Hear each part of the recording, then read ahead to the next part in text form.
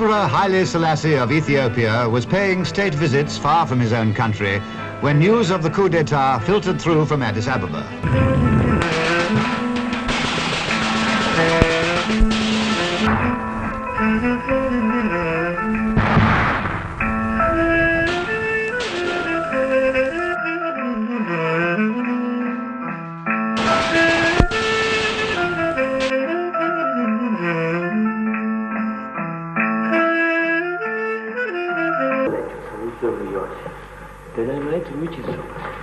ገና ከቅድም እንዳልከው ከብዙ ሰው ጋር ወዳጅ ነበርኩ ሰው ዛሬ ማየት በማልችልበት ጊዜያት ላይ ተደራርጌ ማየት በማልችልበት ከዛ ሁሉ ግሩፕ ከዛ ሁሉ ሶሳይቲ ውስጥ ውጪ ከሆንኩ በኋላ እንደገና እኔ ዋሽቼ ወዴት ለመመለስ ታዲያ እነኚህ ሰው ዋሽተዋል ማለት ነው እንግዲህ ነው ካለው እነኚህ ሰው ለየብቻቸው ታስሮ ሳይገናኙ እስከዛሬ ለምን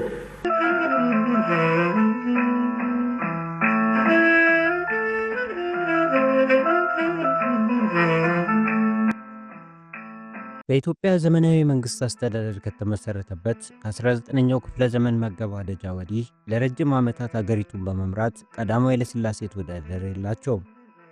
አፄ ኃይለ ሥላሴ አገሪቱን ለ40 ዓመታት ያህል በመምራታቸው በአፍሪካ ብቻ ሳይሆን በዓለም ደረጃ ቢሆን ለረጅም ጊዜ ስልጣን ላይ ከቆዩት መሪዎች መካከል ይመደባሉ። ይህ የረጅም ጊዜ አገዛዝ በዘመናዊ የኢትዮጵያ ታሪክ ላይ ጉልህ አሻራ ትቶ አልፏል። ነገር ግን ይህ የረጅም ጊዜ አገዛዝ አልጋ ባልጋ አልነበረም። መስከረም 2 1967 ዓ.ም ህልውናው የከተመለትን ይህን አገዛዝ በመቃወም የተለያዩ እንቅስቃሴዎች ተካሂደዋል። በአንድ በኩል የገበሬዎች አመጽ፣ በሌላ በኩል ደግሞ እነ ደጃዝማች በላይ ዘለቀ፣ ቢትወደድ ነጋሽ በዛብህና ብላታ ታከለ ወልደ ሐዋርያትን የመሳሰሉ ግለሰቦች ስርዓቱን ሲፈታተኑት ቆይተዋል። ከ1966 አብዮት በፊት ዙፋኑን ክፉኛ ያናጋ ተቃውሞ ቢኖር ግን የ1953 የመፈንቅለ መንግስት ሙከራ ነው። ይህ ሙከራ ለፍሬ ባይበቃም በፖለቲካ ተቃውሞ ታሪክ ውስጥ ወሳኝ የሆነ ምዕራፍ መክፈቻ ነበር። በቀዳማዊ ኃይለ ሥላሴ መንግስት ላይ ተቃውሞ ሲነሳና ሲከሽፍ የታህሳሱ ግርግር የመጀመሪያው አይደለም። መጠኑና ስፋቱ ይብዛና ይነስ እንጂ የተለያዩ የተቃውሞ እንቅስቃሴዎች በዘውዱ ስርዓት ላይ ተካሂደዋል። ጎላ ጎላ ያሉትን ለመጥቀስ ያህል በፍቼ እስር ላይ የነበሩት ልጅ ኢያሱ ያልተሳካ የግልበጣ ሙከራ አድርገው ነበር። ለግልበጣው ተባባሪ የነበሩት የጎጃሙ ልዑል ራስ ኃይሉ ተክለ ሃይማኖት ነበሩ። ልዑል ራስ ካሳ ኃይሉ ለልዑል አስፋወሰን ሰርግ ከአዲስ አበባ ርቀው በሄዱበት ወቅት ነበር ግልበጣው የተካሄደው። ልጅ ኢያሱ ከእስር ቤት በልዑል ራስ ኃይሉ ጠባቂዎች አማካኝነት አምልጠው ወጡ። ልጅ ኢያሱ የራስ ኃይሉን ልጅ ሰብለ ወንጌልን አግብተው ዓለም ፀሐይ ኢያሱ የተባለች ሴት ልጅ ወልደዋል። አድማውን ከተካፈሉት መካከል ፊታውራሪ ዚንዶ የተባሉ ክህደት በመፈጸም የልጅ ኢያሱ ማምለጥ ሪፖርት በማድረግ አጋለጡ። የማምለጣቸው ዜና አዲስ አበባ በተሰማ ጊዜ ፍርሃትና ሽብር በተለይ በገዢው መደብ አባላቱ ላይ ፈጥሯል። በተወሰደው ፈጣን እርምጃ በራስ ደስታ ዳምጦ የሚመራው ጦር ግንደበረት ላይ አሸንፏቸው ወደ ጎጃም ለማምለጥ ቢችሉም የኋላ ኋላ ፊት አብራሪ ገሰሰ ይዘዋቸው ለራስ ደስታ አስረከቧቸው። ልጅ ኢያሱ ከዚያ ጊዜ ጀምሮ ጋራ ሙለታ በእስር ላይ ቆይተዋል። ራስ ኃይሉ በክህደት ተከሰው የሞት ፍርድ ከተፈረደባቸው በኋላ ወደ ዕድሜ ልክ እስራት ተለውጦላቸው ከዘዋይ ደሴቶች በአንዱ ላይ ታስረው ነበር። ሌሎቹ 20ዎቹ የልጅ ኢያሱ ተባባሪዎች ናቸው ተብለው የተጠረጠሩት የሞት ፍርድ ተፈጽሞባቸዋል። እንዲሁም ሌላው የልዑል ራስ ኃይሉ አመጽ ተብሎ በሚታወቀው አመጽ ወቅት ንጉሠ ነገሥቱ የትግራይ ንጉሣዊ ቤተሰብ ተቃውሞን በጋብቻ ትስስር ለማቅረብ በከፍተኛ ሥራ ላይ ተጠምደው ነበር። ልጃቸው ልዕልት ዘነበ ወርቅ ኃይለ ሥላሴን ከደጃዝማች ኃይለ ሥላሴ ጉግሳ ጋር አጋብተው ነበር። ኃይለ ሥላሴ ጉግሳ የልዑል ራስ ጉግሳ አርያ የአፄ ዮሐንስ የልጅ ልጅ ናቸው። ይሁንና ዘነበ ወርቅ ከሞተች በኋላ ኃይለ ሥላሴ ጉግሳ ከፍተኛ የሥልጣን ምኞት ስለነበራቸው ተጨማሪ ማዕረግና የፖለቲካ ሥልጣንን ይፈልጉ ስለነበር በኃይለ ሥላሴ መንግሥት ላይ ተቃውሞ ሲያደርጉ ቆይተዋል። በ1936 ዓ.ም ከጣሊያኖች ጋር ጦርነት እንደተጀመረ ወደ ጣሊያን በክህደት ገብተዋል። የ1953 የመፈንቅለ መንግስት ሙከራ ከነዚህ ሁሉ ለየት የሚለው ከ1939 ጀምሮ በተከታታይ ከተደረጉ ተመሳሳይ ሙከራዎች አንዱ ቢሆንም በዋናነት ከተማረው የህብረተሰብ ክፍልና ከወታደራዊ መሪዎች ባስ ብሎም ለንጉሱ በጣም ታማኝ ናቸው ከተባሉት የክብር ዘበኛ አዛዦች የመነጨ መሆኑ ነው። ኢትዮጵያ ቀደም ሲልም ሆነ ከሁለተኛው ዓለም ጦርነት በኋላ ባደረገቻቸው ወታደራዊና ዲፕሎማሲያዊ እንቅስቃሴዎች ምክንያት በአፍሪካ የተለየ ስምና ክብር እያገኘች የመጣችበት ጊዜ ነበር። ነገር ግን በ1950ዎቹ ንጉሡ አመጣዋለሁ ካሉት ዘመናዊነት ጋር የማይሄድና ብዙዎቹን ያገለለ አገዛዝ መከተላቸው ስልጣናቸውን ለአደጋ የሚያጋልጡ ክስተቶች እንዲፈጠሩ ምክንያት ሆነ። ንጉሡ ያቀዱት የኢንዱስትሪ ልማትና ዘመናዊ የግብርና ምርትም በሚፈለገው ደረጃ እንዳይሳካ እንቅፋት ገጠመው። ንጉሡ ለዘመናዊነት ያላቸውን ፍቅር ለማሳየትና ደግ ገዢ ሆነው ለመቅረብ እየሞከሩ በሌላ በኩል ደግሞ ተቀባይነታቸውን ይቀንሱብኛል ባላቸው ሰዎች ላይ ጥብቅና ስልታዊ ቁጥጥር ማድረግ ጀመሩ። በዚህ ሳቢያ ከተማረው የሥርዓቱ አገልጋይ በተጨማሪ ቀድሞ የሥርዓቱ ታማኝና ጠባቂ ከነበረው የመሳፍንት መደብ የመጡ ወጣቶች ሳይቀሩ የንጉሡን አካሄድ ማውገዝ ጀመሩ። እነዚህ ወገኖች በሥርዓቱ ያገኙትን የኑሮ ምቾትና የዝምድና ቅርበት ወደ ጎን በመተው ብዝሃነትና ሐሳብን በነፃነት የመግለጽ መብትን የሚያፍን ሥርዓት ለሀገር አይጠቅመም በማለት ተቃወሙ። ለምሳሌ በ1952 ዓ.ም የንጉሠ ነገሥቱ የደህንነት ክፍል የነበረውና ለኃይለ ሥላሴ ጆሮ ቅርብ የነበረው ኮሎኔል ወርቅነህ ገበየሁ እንዲህ ብለው ነበር። ንጉሠ ነገሥቱ በጠዋት ይጠሩኛል እና ለሰዓታት አንዳንዴም እስከ ምሽት ድረስ እንድጠብቅ ያደርጉኛል። እንደ ሕፃን ልጅ ነው የሚያዩኝ። ሆነ ብለው ያሸማቅቁኛል። እኛ ዋጋ ቢስ እንደሆንን አድርገው ነው የሚቆጥሩን። ሁላችንንም እንዲህ ነው የሚያደርጉን በማለት ለእስራኤላዊ ወዳጁ ኢሰር ሃሪል በግልጽ ያጫውቱት ነበር። እስከ 1953 ዓ.ም ድረስ በሀገሪቱ አልፎ አልፎ የሚከሰቱ የሲቪል አለመረጋጋቶችና አደገኛ የሚባሉ እንቅስቃሴዎች ቢኖሩም ንጉሡ ሁኔታውን ያለምንም ማወላዳት ይቆጣጠሩ ነበር። የግል ጥንካሬያቸውና ብልህነታቸው ከነበራቸው የሀብት አቅም ጋር ተዳምሮ ተቃውሞዎችን የመጨፍለቅ ዕድል ሰጥቷቸዋል። በዚህም ብዙ መልክና ልዩነት ያለውን የኢትዮጵያን ሕዝብ ልክ እንደ አንድ ፋብሪካ ጠርሙስ አንድ አይነት ቅርጽና ወርድ እንዳለው አድርገው በመቁጠር ከቤተ መንግሥት በሚወጣ ብቸኛ ፖሊሲና ዲዛይን ለመምራት ተንቀሳቅሰዋል። ይሁን እንጂ በ1953 እንደ ወትሮው የለውጡን መጠንና አቅጣጫ በፈለጉት መንገድ መዘወር አልቻሉም። በፖለቲካዊ ንቃተ ህሊናቸው እየጎለበቱ የመጡ ማህበራዊ ቡድኖችን በመፍራትም ራሳቸውን ወደ መከላከል አቀማመጥ ቀየሩ። ምንም እንኳን እንደ ቀድሞ ሁሉ የተረጋጉና ብርቱ መሪ መስለው ለመታየት ቢጥሩም ይህ በጊዜ ሂደት እየተሸረሸረ የመጣና ከእጃቸው ያመለጠ ገጽታ ነበር። ስርዓቱ የፈጠራቸው ችግሮች በየቦታው ተቃውሞን አርግዘው ወደ አመጽ ለመሸጋገር በቋመጡበት ወቅት ንጉሡ ከተለያዩ ምንጮች የደረሳቸውን የቅድመ ማስጠንቀቂያ መረጃ ችላ ብለውት ነበር። ብርሃኑ አስረስ የታህሳሱ ግርግርና መዘዙ በተሰኘው መጽሐፋቸው እንደገለጹት ንጉሡ መረጃ አይናቅም አይደነቅም የሚለውን መሰረታዊ የደህንነት መርህ በመጣስ ከማዕከላዊም ሆነ ከተለያዩ አቅጣጫዎች የደረሳቸውን ጥቆማ ወደ እርምጃ ሳይቀይሩት ቀርተዋል። በሌላ በኩል ፕሮፌሰር ባህሩ ዘውዴ የኢትዮጵያ ታሪክ በሚለው መጽሐፋቸው የመፈንቅለ መንግስቱ ጠንሳሽ የሆነው ገርማሜ ነዋይ ትምህርቱን ጨርሶ ወደ መንግስት ሥራ ከተቀላቀለበት ጊዜ አንስቶ ከፍተኛ የኃላፊነት ስሜትና የህዝብ ተቆርቋሪነት እንደነበረው ይገልጻሉ። መንግስት ግን ይህንን የገርማሜን ህዝባዊ ወገንተኝነት አልወደደለትም። በመሆኑም ከማዕከል በማራቅ ስውር ግዞት በሚመስል ሁኔታ የሩቅ ግዛቶች አስተዳዳሪ አድርጎ ሾመው። መጀመሪያ ላይ ወደ ወላይታ ቀጥሎም ወደ ጅጅጋ ተላከ። ገርማሜ ግን ይህንን አጋጣሚ ወደ መልካም በመቀየር የተመደበባቸውን አካባቢዎች የፍትሃዊ አስተዳደር ቤተ ሙከራ አደረጋቸው። በወላይታ የሰፈራ ፕሮግራሞችን ሲጀምር፣ በጅጅጋ ደግሞ የሶማሌዎችን ህይወት ለማሻሻል በወሰዳቸው እርምጃዎች ከፍተኛ ተወዳጅነትን አትርፎ ነበር። ይሁንና መንግስት እሱን ወደ ጠረፍ መላኩ ሳይበቃው በስራው ጣልቃ እየገባ እቅዶቹን ማደናቀፉን ተያያዘው። በዚህ ወሳኝ ምዕራፍ ላይ ነበር ገርማሜ ነዋይ ማዕከላዊውን መንግስት ከመቀየር ውጪ ሌላ አማራጭ እንደሌለ የተረዱት። ይህንኑ እምነታቸውንም ለወንድማቸው ለክብር ዘበኛው አዛዥ ጀነራል መንግስቱ ነዋይ በማካፈል ለመፈንቅለ መንግስቱ ተነሳሽነትን ፈጠሩ። ሁለት ወንድማማቾች ብቻቸውን አልቀሩም። የደህንነት ሹሙ ኮሎኔል ወርቅነህ ገበየሁንና የፖሊስ ኮሚሽነሩን ጀነራል ጽጌ ድጉን የመሳሰሉ ቁልፍ ባለስልጣናትን ከጎናቸው አሰለፉ። እነዚህ መሪዎች በያዙት ከፍተኛ የኃላፊነት ቦታ ምክንያት የሀገሪቱን የፖለቲካ የኢኮኖሚና የማህበራዊ ችግሮች ጥልቀት በቅርበት የመረዳት ዕድል ነበራቸው። በመጀመሪያ የነበራቸው እምነት ንጉሠ ነገሥቱ ስልጣን ላይ እንዳሉ አስፈላጊውን ማሻሻያ በመውሰድ ሀገሪቱን መለወጥ ይቻላል የሚል ነበር። በዚህም ቅን ልቦና በተደጋጋሚ ለንጉሡ የማሻሻያ ሐሳቦችን አቅርበው ነበር። ነገር ግን ሐሳባቸው ተቀባይነት በማጣቱና በሕዝቡ ላይ የሚደርሰው የፍትህ መጓደል እንዲሁም የኑሮ ውድነት እረፍት ስለነሳቸው አካሄዳቸውን ለመቀየር ተገደዱ። አማራጩ ምንም ዋጋ ቢያስከፍልም ለውጥ መምጣት እንዳለበት አምነው ገና እቅድ በመንደፍ ላይ ሳሉ አንድ ያልተጠበቀ ክስተት ተፈጠረ።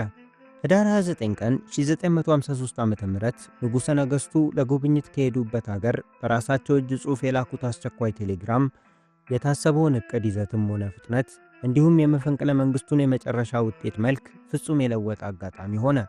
ንጉሠ ነገሥቱ ልከውት የነበረውም ጽሑፍ እንዲህ ይላል። መንግሥቱ፣ ይልቁንም እኛ ውጭ ባለንበት ጊዜ የገርማሜ እዛ መቀመጥ ለአገሩ ደህና አይሆንምና የኔን ቃል ነግረኸው በቶሎ እንዲሄድ፣ በሌላ በኩል ማዘን አይጠቅምም የሚል ነበር። ይህ ንጉሠ ነገሥቱ ስለ ግርማሜ ለጀነራል መንግሥቱ የላኩት የቴሌግራም መልእክት መፈንቅለ መንግሥቱ በቂ ጥናትና ዝግጅት ሳይደረግበት የለውጡ እሳት ባልታቀደበት ጊዜ እንዲጫር አድርጎታል። በመሆኑም የለውጡ መሪዎች በተለይም ጀነራል መንግሥቱ ከዚህ ግርማሜ አዲስ አበባ ከተማ መቆየት አይበጅም ከሚለው የቴሌግራም መልእክት በኋላ ሊከተል የሚችለውን ሁኔታ በመገመት ሳይቀድሙኝ ልቅደም የሚል እርምጃ ለመውሰድ ግድ ሊሆንባቸው እንደቻለ መገመት ይቻላል ይላል ብርሃኑ አስረስ የታህሳሱ ግርግርና መዘዙ መጽሐፉ ላይ። ታሪካዊ የመፈንቅለ መንግሥት እንቅስቃሴ ጥንስሱ ወደ ተግባር የተሸጋገረው ታህሳስ 4 ቀን 1953 ዓ.ም ከቀኑ 11 ሰዓት ላይ ነበር። ቀዳማዊ ኃይለ ሥላሴ ከብራዚል ፕሬዝዳንት በቀረበላቸው የጉብኝት ጥሪ መሠረት ህዳር መጨረሻ ላይ አዲስ አበባን ለቀው ሄዱ። መፈንቅለ መንግሥቱን የሚመሩት የሥርዓቱ 3 ከፍተኛ ባለሥልጣናት ማለትም ብርጋዴር ጀነራል መንግሥቱ ነዋይ የክብር ዘበኛ ዋና አዛዥ፣ ግርማሜ ነዋይ የጅጅጋ አውራጃ ገዢ፣ ሌተናል ኮሎኔል ወርቅነህ ገበየሁ የቀዳማዊ ኃይለ ሥላሴ ካቢኔ ምክትል ኢታማዦር ሹምና የሕዝብ ደህንነት ጉዳይ ደህንነት ኃላፊ ለወራት ቢሮአቸውን ዘግተው ሲወያዩበት የነበረውን ንጉሠ ነገሥቱን ከሥልጣን የማስወገዱን ዕቅድ ወደ ተግባር ለመለወጥ ተንቀሳቀሱ። በዚህ ቀን ጀነራል መንግሥቱ ከ10 በላይ የሚሆኑ መኮንኖችን አንድ ቢሮ ውስጥ ሰብስበው በምሽቱ ስለሚከናወነው ጉዳይ መመሪያ ሲሰጡ ከቆዩ በኋላ ለመፈንቅለ መንግሥቱ መሳካት እንቅፋት ይሆናሉ ብለው ያሰቧቸውን የሥርዓቱ ከፍተኛ ባለሥልጣናት አስቸኳይ ስብሰባ አለ በሚል በቁጥጥር ስር አዋሉ። ጀነራል መንግሥቱ ከማክሰኞ ማታ ጀምሮ መሳሪያ ታጥቀው ቀንና ሌሊት 24 ሰዓት ነቅተው ሰው ሲያነጋግሩና ትዕዛዝ ሲሰጡ ይታዩ ነበር። ግርማሜ እንደ አጃቢና ዘብ ሆኖ ካርባይን አንግቶ የጀነራል መንግሥቱን እንቅስቃሴ ከኋላና ከፊት እየተከታተለ በትኩረት ግራና ቀኝ እየተመለከተ በጥበቃ ሥራ ላይ እስከ መጨረሻው ጊዜ ድረስ ሲንቀሳቀስ ይታይ ነበር። ማክሰኞ ሌሊት የሚፈለጉ ባለሥልጣናትን በመያዝ ተባባሪዎችን በማሰባሰብ ቁልፍ ቦታዎችን እያስጠበቁ የሚቀጥለውን ሥራ ለመስራት በማቀድና ሰራዊቱን እያሰባሰቡ በማስታጠቅ አደሩ። ታኅሳስ 5 ቀን 1953 የመፈንቅለ መንግሥቱ ጠንሳሾች ልዑል አልጋ ወራሽ አስፋው ወሰንን በማስገደድ በኢትዮጵያ ራዲዮ ጣቢያ አዘጋጅተው የሰጧቸውን የመንግሥት አዋጅ አስነገሩ።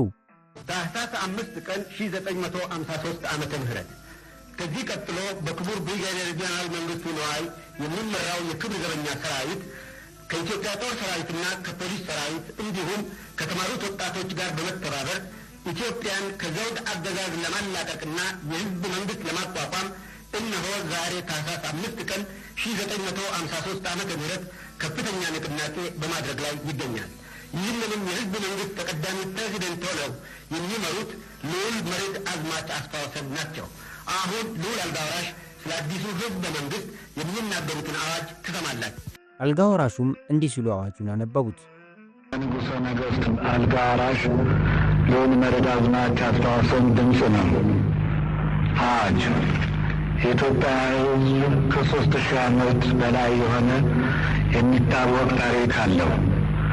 ነገር ግን በዚህ ረዥም ጊዜ ውስጥ ገበሬው ከሞፈር ከድግርና ከቀንበር፣ የእርሻ መሳሪያው፣ ነጋዴው ከችርቻሮው፣ ሌላው በልዩ ልዩ ዋጋ የሚተዳደሩ አባቶች ካቆዩት የአሰራር ዘዴ ያልወጣ በጠቅላላው የኢትዮጵያ ሕዝብ ከድህነትና ከድንቁርና የኑሮ ደረጃ እስከ ዛሬ ሊወጣ አልቻለም።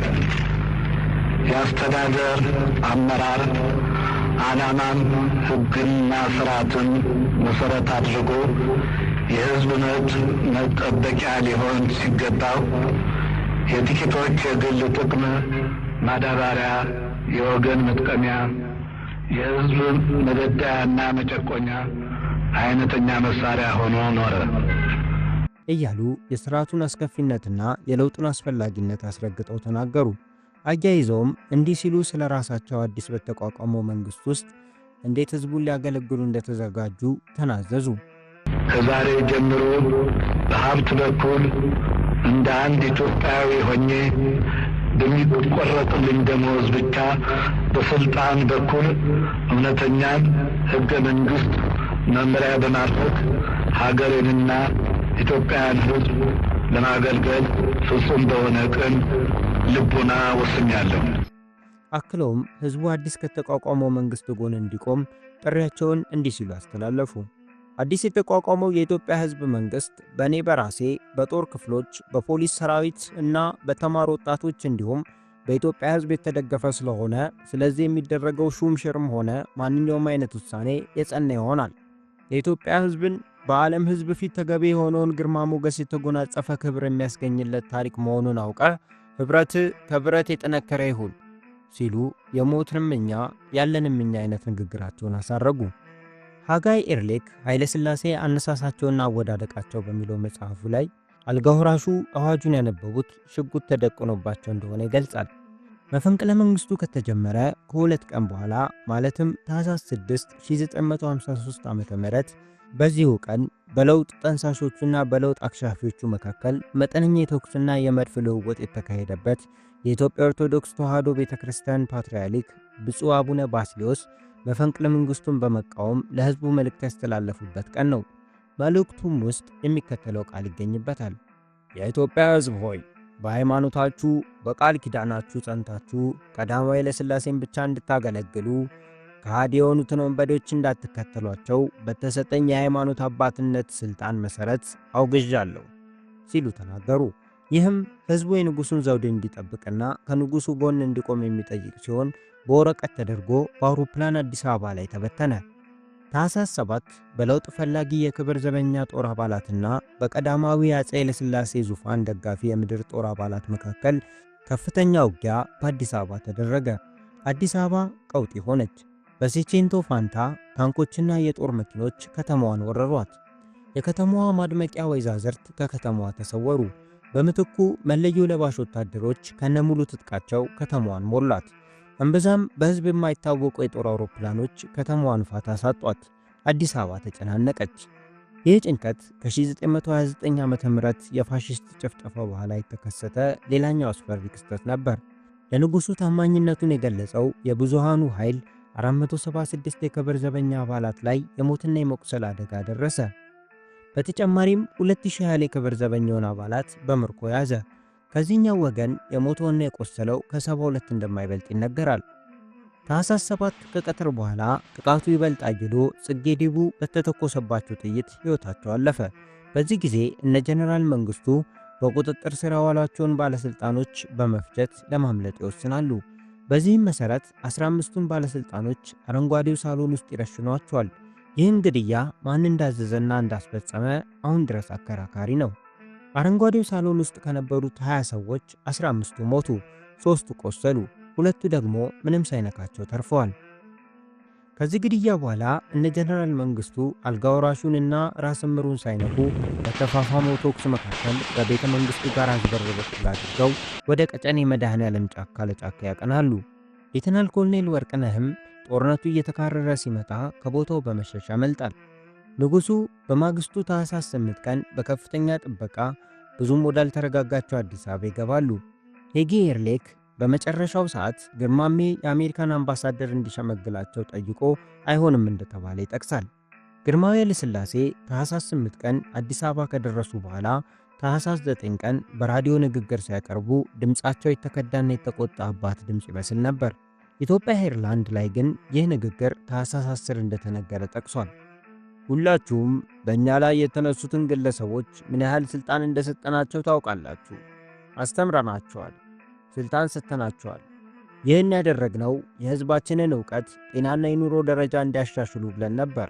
ሀገራችንን ወደፊት ለመውሰድ ያቀድናቸውንም ነገሮች በሚስጥር ነግረናቸው ነበር። አሁን ግን እምነታችን ተክዷል። የእግዚአብሔር ፍርድም በእነሱ ላይ ነው። የትም ቢሄዱ አያመልጧትም አሉ። ታኅሳስ 10 ቀን 1953 የመፈንቅለ መንግስቱ መሪ ሌተናል ኮሎኔል ወርቅነህ ገበየሁ ለጥቂት ቀናት በአዲስ አበባ ቀጨኔ መድኃኔዓለም አካባቢ መደበቅ ቢችሉም በመጨረሻ ለጦር ሰራዊቱ በደረሰው መረጃ በከበባ ስር ዋሉ። እጃቸውን እንዲሰጡ በተጠየቁ ጊዜ ይልቁንም የምላችሁን ስሙ፣ እኛ የተነሳነው እኛ ተበድለን ሳይሆን የሀገራችንን ችግር ለማስወገድ ነበር። እኛ ጀምረነዋል፣ እናንተ ጨርሱት በማለት በያዙት መሳሪያ ራሳቸውን አጠፉ። የሌተናል ኮሎኔል ወርቅነህ ገበየሁ ተራማጅ አመለካከት ከመፈንቅለ መንግስቱ ሂደት በፊት በተለያዩ ተግባራት ላይ ይገለጽ እንደነበር በሕይወት ታሪካቸው ዙሪያ የተሰሩ ጥናቶች ያሳያሉ። የሌተናል ኮሎኔል ወርቅነህ ገበየሁ ልዕለ ሥራና የ1953 ዓመተ ምህረት መፈንቅለ መንግስት ትክክለኛው ገጽታ በሚል ርዕስ በይስሐቅ ኃይለ ማርያም ተዘጋጅቶ በ1996 የታተመ መጽሐፍ ላይም ይሰፍሮ እናገኘዋለን። በዛው በታህሳስ 10 የጦር ኃይሎች ጠቅላይ ኤታማዦር ሹም አዋጅ አስነገረ። አዋጁም እንዲህ ይላል። የብዙዎችን ደም በግፍ ያፈሰሱት ከሃዲዎቹ የመንግስቱ ነዋይና የግርማሜ ነዋይ ፎቶግራፎች እነዚህ ናቸው። በደለኞችን በእነሱ ፍርድ አመዝነው ለይተውና አውቀው የሰሩት ቢሆን ለሕዝብ አሰብን ብለው ለማባቢያ የተናገሩት ቃልን ባመዛዘንን ነበር። ይልቁንም ጭፍሮቻቸው የሆኑትን የክብር ዘበኞች ታማኙን የጦር ሰራዊት ከዳ ብለው በመናገር አታለው ከሞቀ ቤታቸው ከልጆቻቸውና ከመላ ቤተሰባቸው ለይተው ደህና የተቋቋመውን ጦር አበላሹ። እውነት የሠራ ሰው ሸሽቶ ለራሱ ለማምለጥ እንዴት ይጣጣራል? ለራሳቸው ምኞት የካዱ መሆናቸውን የሰሩት ሥራ ገልጾታል። ጢማቸውን በመላጨት ወይም በማሳደግ ወይም በሌላ ዘዴ ይለወጡ ይሆናል። እነሱን ይዞ ላመጣ ታማኝ በእያንዳንዳቸው 10,000 ብርና ልዩ ሽልማት ይሰጠዋል ይላል አዋጁ። የ10,000 ብር ሽልማት የሚያስገኘው የወንድማማቾቹ ፎቶ በየቦታው ተሰራጨ። እስከ መጨረሻው አብሮ የነበሩት ወንድማማቾችና ሌላው ተሳታፊ ሻምበል ባየ ጥላሁን በዚህ ምክንያት ከአዲስ አበባ ብዙ ርቀው መጓዝ አልቻሉም። ከ5 ቀናት በኋላ ተደረሰባቸው። ታኅሳስ 15 ቀን ሁለቱ ወንድማማች የመፈንቅለ መንግስት መሪዎች ከከተማዋ ቢሰወሩም ብዙ ሳይርቁ ዝቋላ አካባቢ በሚገኘው ድሬ ጨለባ በሚባለው ቦታ አካባቢ በነዋሪዎች ከበባ ውስጥ ወደቁ። እጅ ለመስጠት ፈቃደኛ ባለመሆናቸው በተደረገው የተኩስ ልውውጥ የመፈንቅለ መንግስቱ ዋና መሪ የነበሩት ብርጋዴር ጀነራል መንግስቱ ነዋይ በከባድ ቆስለው ሲያዙ ታናሽ ወንድማቸው ግርማሜ ነዋይና ሌላው ተሳታፊ ሻምበል ባየ ጥላሁን ተገደሉ። በዛን ዕለትም አስክሬናቸው አዲስ አበባ መጥቶ በቤተ መንግስቱ ደጃፍ ላይ ካደረ በኋላ በማግስቱ በሚኒሊክ አደባባይ ተሰቅሎ ውሏል። ከሳምንት በፊትም ራሳቸውን የገደሉት የኮሎኔል ወርቅነህ ገበየሁ አስክሬንም በተመሳሳይ ሁኔታ ተሰቅሎ ነበር። ቀኝ ዓይናቸው ፈሶ የተያዙት ጀነራል መንግስቱም ሆስፒታል ተኝተው የፍርዱን ቀን እንዲጠብቁ ተደረገ። በዚህ ሁኔታ የመፈንቅለ መንግስት ሙከራው ሊከሽፍ ችሏል። ከታኅሳስ 4 እስከ 7 በዘለቀው የመፈንቅለ መንግስት ሙከራ በመንግስት በኩል የመጣው መግለጫ እንደሚያመለክተው ከሲቪሉና ከሚሊታሪው 324 ሰዎች ሲሞቱ 765ቶቹ ደግሞ ቆስለዋል። ሌሎች ምንጮች ግን አሃዙን ከፍ ያደርጉታል። ከመፈንቅለ መንግስቱ ጠንሳሾች መካከል እንደ ወርቅነህ ገበየሁ፣ ግርማሜ ነዋይ፣ ጽጌ ዲቡና ከመሳሰሉት ዋና ዋና የመፈንቅለ መንግስቱ ተዋናዮች በሕይወት ተርፈው ለፍርድ በመቅረብ መንግስቱ ነዋይ ብቸኛ ነበሩ። የፍርዱ ሂደት ከመጀመሩ በፊት በሀገሪቱ በርካታ ሹምሽሮች የተደረጉ ሲሆን ከዚሁም አንዱ አረንጓዴው ሳሎን ውስጥ የተገደሉት የትግራይ ጠቅላይ ግዛት ገዢ የራስ ስዩም መንገሻ የልጅ ልጅ ዶክተር ደጃዝማች ዘውዴ ገብረስላሴ በፍትህ ሚኒስተርነት መሾም ነው። ከዛ በፊት በሶማሊያ የኢትዮጵያ አምባሳደር የነበሩት ዘውዴ ገብረስላሴ የጀነራል መንግስቱና ግርማሜ ነዋይ አብሮ አደግም ናቸው። ንጉሱ ዘውዴ ገብረስላሴን የሾሟቸው አያታቸው በመገደላቸው ሴረኞቹን ይበቀሉልኛል በሚል እምነት እንደነበር ይነገራል። በፍርድ ሂደቱ ወቅት ግን ሚኒስትሩ አቅማቸው በፈቀደው መጠን ሕጉ የሚያዘውን ብቻ በመፈጸማቸው በተለይም በሙከራው ወቅት መኮንን ሀብተወልድ የተባሉ ወንድማቸውን ባጡት ጠቅላይ ሚኒስትር አክሊሉ ሀብተወልድ ዘንድ ቅሬታ እንደነበር ለጉዳዩ ቅርበት ያላቸው ወገኖች ያስረዳሉ። ጀነራል መንግስቱ ቆስሎ ከተያዙ በኋላ ከወር በላይ በሕክምና ቆይተዋል። ከሕክምናው በኋላ የካቲት 3953 ዓ.ም ለፍርድ ሲቀርቡ አንድ አይናቸው ካለማየቱም በላይ ሁለተኛው የሚያወላዳ ነበር። ብርጋዴር ጀነራል መንግስቱ ነዋይ በየካቲት 1953 ዓ.ም ፍርድ ቤት በቀረቡ ጊዜ የሰጡት ቃል እንደሚያስረዳው ለኢትዮጵያ ያሰቡት ኮንስቲቱሽናል ሞናርኪ ወይም ሕገ መንግስታዊ ንጉሳዊ አገዛዝ ነበር። ይህም በተለይ በእንግሊዝና በጃፓን እንደሚታየው ንጉሱ ርዕሰ ብሔር ሆነው ስልጣን ግን በፓርላማ እጅ እንዲሆን ማድረግ ነበር። ሆኖም በመፈንቅለ መንግስቱ ሙከራው መክሸፍ ምክንያት ይህ ሁሉ ሐሳብ ብቻ ሆኖ ቀርቷል። ዋና አቃቤ ሕግ ደጃዝማች ዶክተር ዘውዴ ገብረስላሴ ስለ ክሱ ሲናገሩ የተከሰሱት 3 ሰዎች ነበሩ። ጀነራል መንግስቱ ነዋይ፣ ሻምበል ክፍሌ ወልደ ማርያም፣ መቶ አለቃ ድጋፍ ተድላ።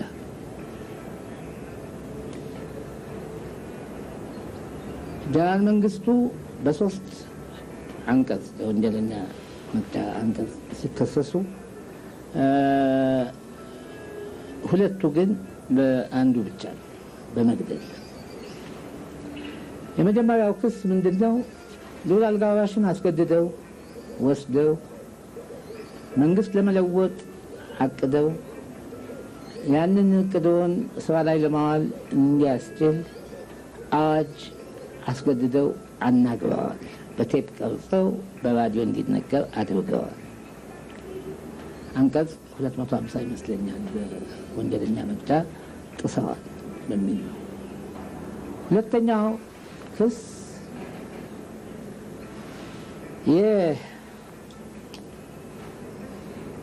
የጦር ሰራዊትን እንዳይከላከል ለማድረግ በጦር ኃይል መጥተዋል፣ ሽብር አስነስተዋል፣ ሚኒስትሮችና ባለስልጣኖችን አስረዋል የሚል ደግሞ ክስ ነው። በዚህ ክስ ላይ ሽብር ማስነሳት 252 አንቀጽ ጥሰዋል ነው። ሶስተኛው በ522 አንቀጽ ጥሰዋል። 15 የመንግስት ከፍተኛ ባለስልጣኖች ገድለዋል፣ አስገድለዋል።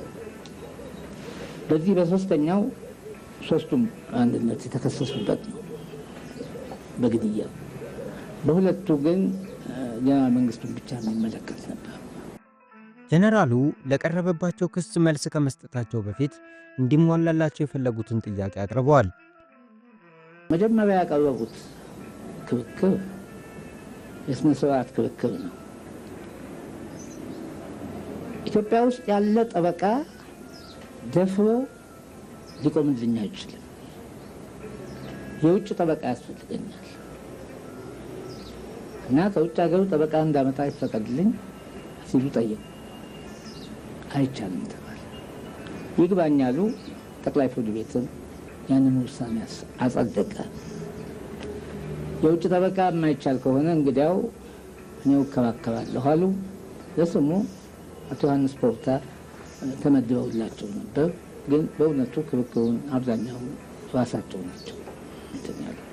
ከዛ በኋላ ግን መንግስት ጠበቃ ቢያቆምላቸውም እምነት ክህደትም ሆነ ሌላውን ክርክር በአብዛኛው ያለ ጠበቃ ተወጥተውታል።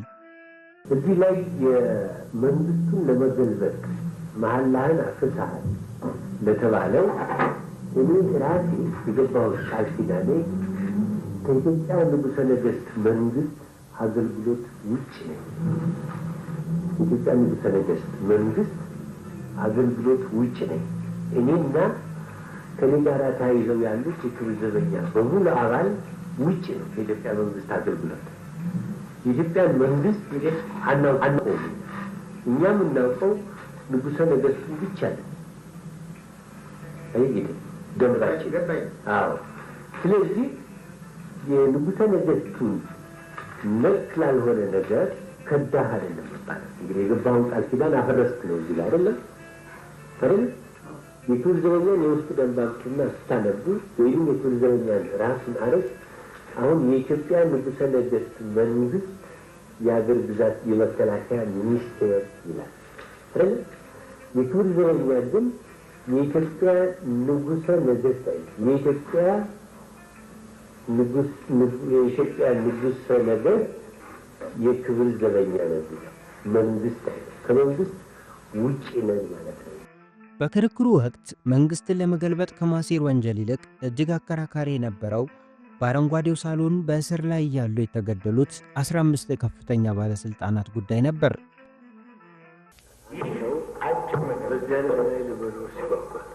ለመኖር የሚያጓጓው ማየቱ ከሶሳይቲ ጋር መኖር አይደለም። እኔ ከዚህ ውጭ ሆኛለሁ። ከዚህ ውጭ የሆነ ሰው ምን ለምን ይዋሻል? ያላቸው ሰዎች ለምን ይዋሻል? ደህና ማየት የሚችል ሰው ገና ቅድም እንዳልከው ከብዙ ሰው ጋር ወዳጅ የነበርኩ ሰው ዛሬ ማየት በማልችልበት ጊዜያት ላይ ተደራርጌ ማየት በማልችልበት ከዛ ሁሉ ግሩፕ ከዛ ሁሉ ሶሳይቲ ውስጥ ውጭ ከሆንኩ በኋላ እንደገና እኔ ዋሽቼ ወዴት ለመመለስ ነው? ታዲያ እነኚህ ሰው ዋሽተዋል ማለት ነው? እንደምን አውቃለሁ? እነኚህ ሰው ለየብቻቸው ታስሮ ሳይገናኙ እስከዛሬ ለምን ይሄን ለምን አልኩ? ማንን ይጎዳል ነው? ለምን እኮ አልኩ።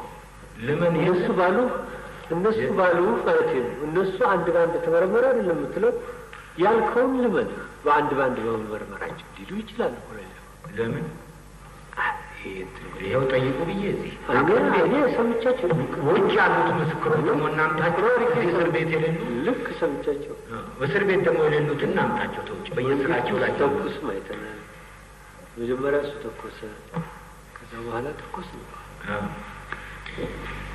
ውጭ ያሉትን ደግሞ እናምጣ። ከዚህ ወዲያ ምስክር የለም ማለት ነው እኮ። ይህንን ይታመናሉ ታዲያ?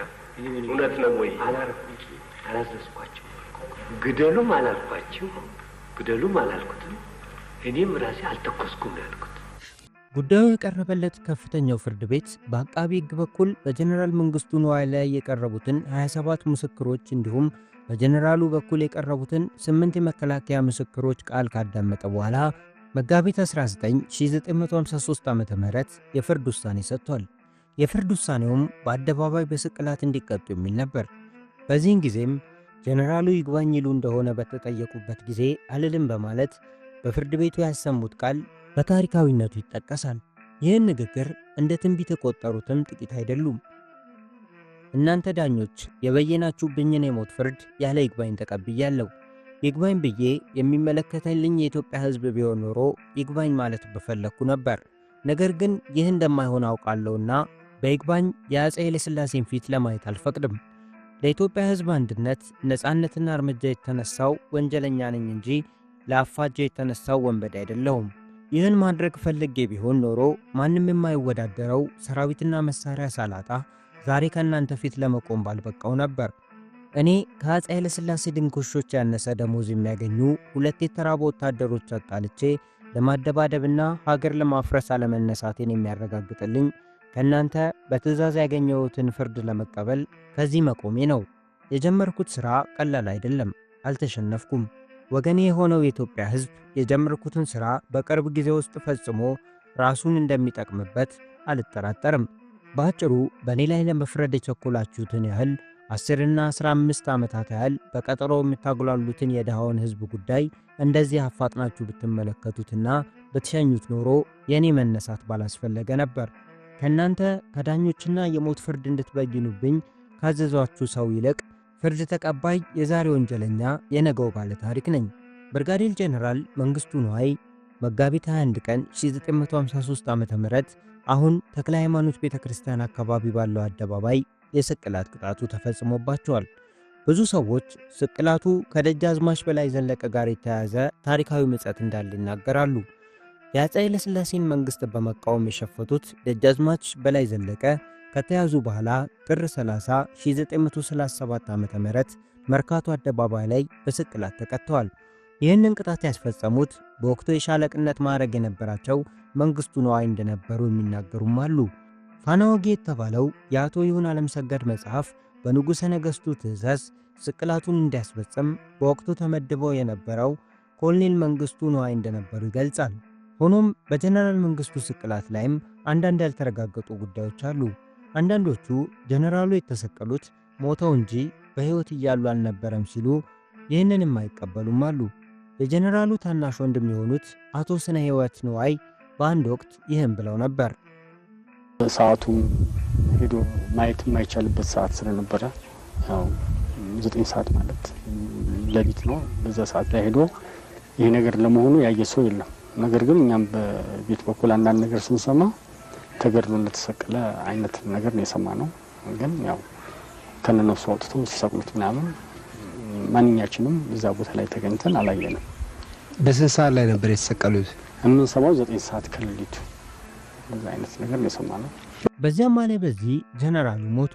በታህሳሱ ግርግር ያለፉት ወንድማማቾች የት እንደተቀበሩ እስከ ዛሬ አይታወቅም። ቤተሰቦቻቸውም አስክሬኑን ተከልክለው ነበር። ከጀነራሉና ወንድማቸው ሞት በኋላ እህታቸው ወይዘሮ መሰረት ንዋይ በወንድሞቻቸው ሐዘን ተሰቃይተው እሳቸውም በ1966 ዓ.ም አርፈዋል።